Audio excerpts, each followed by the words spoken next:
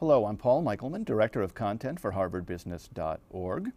And we are joined today by Scott Anthony. Scott writes the Innovation Insights blog for harvardbusiness.org, and he is the lead author of the new book, The Innovator's Guide to Growth. Scott, thanks for joining the program. Thank you, Paul. So today, Scott, we're going to talk about disruptive innovation, what it means, who's responsible for it, and how you can identify disruptive opportunities for your organization. So first off, what is disruptive innovation? Well, Paul, disruptive innovation is a particular type of innovation that occurs when an innovator brings to a market an innovation that is simple, that is convenient, that's accessible, that's affordable, changing the game. Contrast this to sustaining innovations, innovations that take what exists and make it better. A disruptive innovator transforms existing markets and creates new ones by playing the innovation game in a fundamentally different way. Does disruptive innovation have to be big? Does it have to be a major change in the landscape? Disruptive innovations will result in major changes, but they don't often rely on technological breakthroughs. In fact, many times the technology is quite trivial. It's the business model, the way a company organizes and acts that drives disruption. Think about discount retailing for a minute. When Walmart opens its first discount retailer in 1962, it's not selling goods that are different than its competitors. But what it's done is created a new way to organize and act that allows it to make money at low price points, drives change in that organization. It's oftentimes not the technology, it's the business model. Okay, so can you give us another example that shows the difference between disruption and sustaining innovation? Yeah, there are dozens of examples throughout history of this pattern taking place, whether it's the personal computer, Google's auction model, eBay's online model, what P&G has done with Swiffer and Febreze. But a real interesting recent one is from the video game industry. Contrast the Sony PlayStation 3 to Nintendo's Wii product. The PlayStation 3 is a technological marvel. The best gameplay you can find, great graphics, a Blu-ray disc in the player. It's aimed at the hardcore gamer, the most demanding consumer in the market. Now, Nintendo has innovated in a very different way.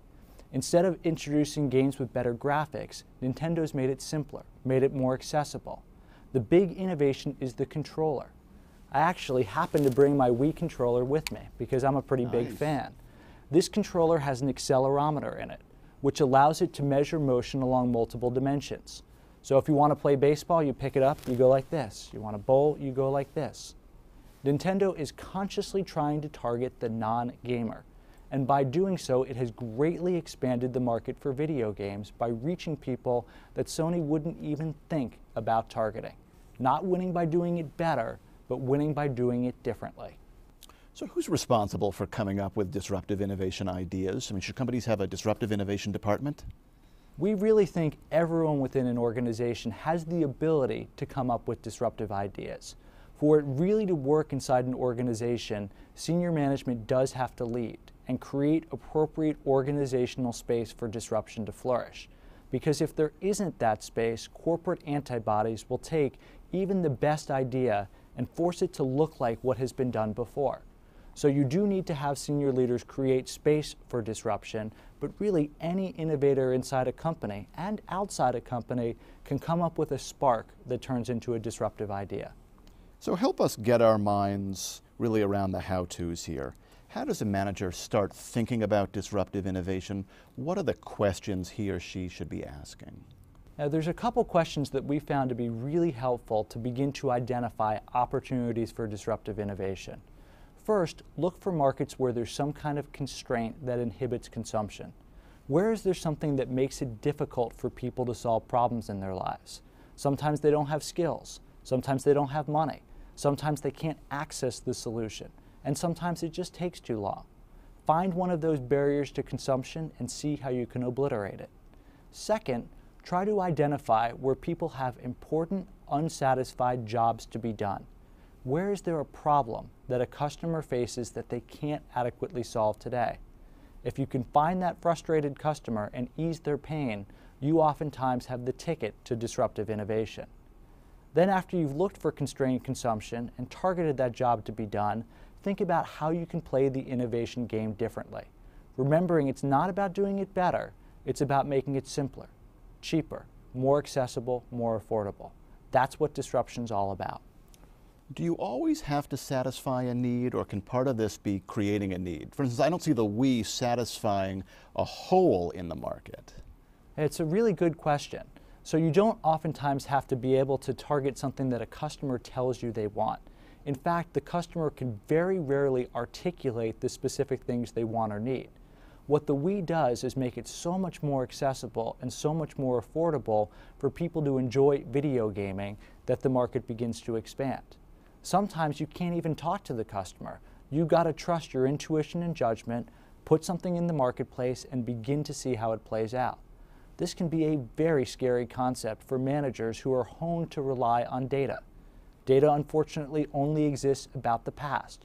Sometimes you need to use intuition to identify an opportunity and go create your own data. Okay, so I think we've established the planes you should be thinking on. Now let's look at how we, within our organizations, uncover these jobs that need to be done, these opportunities. Can you walk us through some of the areas we should look at for the biggest opportunities? Yeah, there's a couple tips that I could provide to help people get this right. The first is to think about the markets that they're going to analyze, looking not necessarily at the most demanding customer today, but thinking about people who are relatively undemanding, or people who are not consuming anything at all. Look to those markets to begin the exploration for disruption. Then as you begin that exploration, use a bunch of different techniques to understand those pain points in the market. Focus groups can be a simple way to begin a conversation with customers. Customer observation can be really powerful because sometimes the customers simply can't tell you what they want. Sometimes you got to give customers something, a very early prototype, and let them co-develop the product or service with you. Sometimes you've got to do more detailed quantitative research to really pinpoint what are the points of frustration in the market and where are there opportunities to do things differently. The key is always putting the customer and their problem at the center of the innovation equation. Do you always have to be daring to be successful in disruptive innovation? It's a really good question. A lot of times organizations hesitate to push for disruptive innovation because it sounds kind of scary. They think they've got to invest hundreds of millions of dollars. There's lots of risks. They might rip their organization apart. But what we found is the best way to get to a disruptive endpoint is to take a simple, small first step. Invest a little, learn a lot. Don't spend a huge amount of money up front because the only thing you can be sure is that your first strategy is wrong. So if you invest too much too soon, you're locking into a path that is fatally flawed. So in fact, you can move forward in ways that don't require huge amounts of money, that don't require huge amounts of risk, and then iterate your way towards success. Scott Anthony, thank you very much. Thank you. For more of Scott's ideas on innovation, visit his blog, Innovation Insights, at harvardbusiness.org.